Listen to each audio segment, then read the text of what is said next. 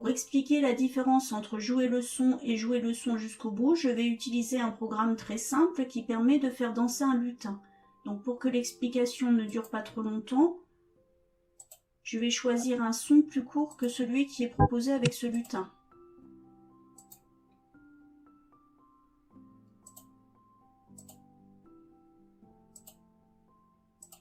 Pour commencer, si je mets juste avant la boucle « Jouer le son jusqu'au bout »,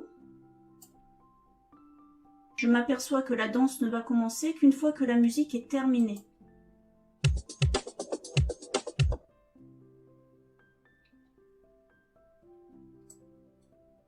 Le bloc « Jouer le son », lui, permet que la musique soit bien en parallèle de la danse.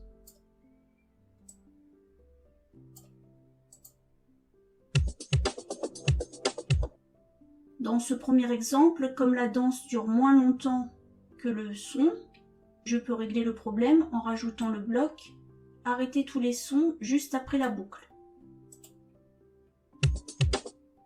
Alors maintenant, si la danse dure plus longtemps, le son va s'arrêter avant la fin.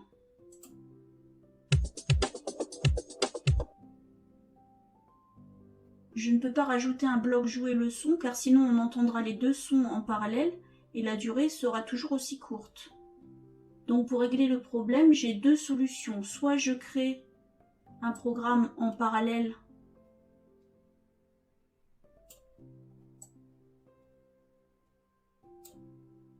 dans lequel je vais jouer le son jusqu'au bout le nombre de fois suffisant.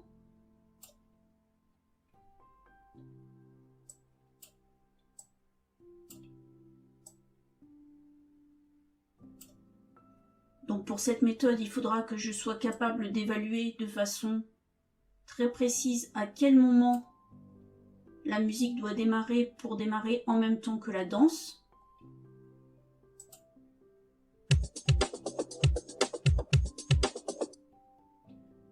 J'ai laissé le bloc arrêter tous les sons qui va permettre que les deux programmes s'arrêtent pile en même temps. Soit la partie du programme qui précède la danse ne permet pas de savoir exactement à quel moment la musique doit démarrer. Et alors, j'utiliserai à nouveau jouer le son, mais en créant un son plus long que celui que j'ai pour l'instant. Donc je vais dans son, je duplique le premier son qui ne dure que 2 minutes.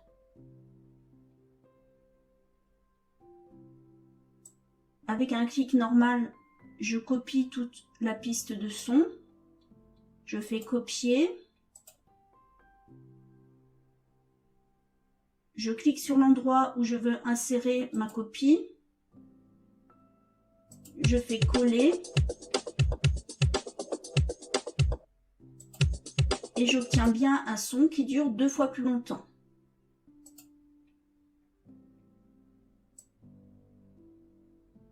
Donc je remets le bloc jouer le son.